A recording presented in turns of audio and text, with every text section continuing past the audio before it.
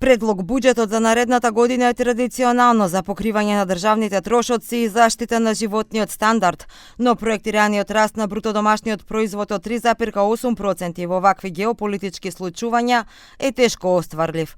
Ова се првичните коментари на експертите за државната каса, која следната година ќе биде тешка над 6,73 милиарди евра. Јас не сум преголем оптимиста дека ќе успееме да ја реализираме, иако навистина таа стапка реално е остварлива доколку биде ставен во функција полниот капацитет на администрацијата и се задржи фокусот на капиталните проекти кои можат да генерираат таков раст. Ова е буџет на стабилност, континуитет и реалност, според мене. Да, има и простор за критики секако. И создава една основа за посилен инвестицијски циклус во 2027 и довербата во однос на меѓународните партнери.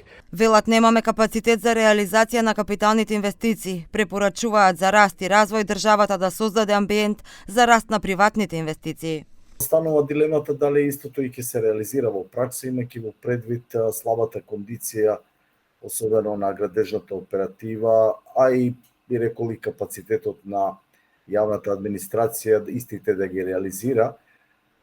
И секоја година, заради тоа традиционално имаме релативно скромни стапки на остварување на капиталните инвестиции. Да, има и потврлање во однос на капиталните инвестиции. Јас често во јавноста говорам, еве и сега е најавено, некаде намалени капитални инвестиции за околу 650 милиони евра.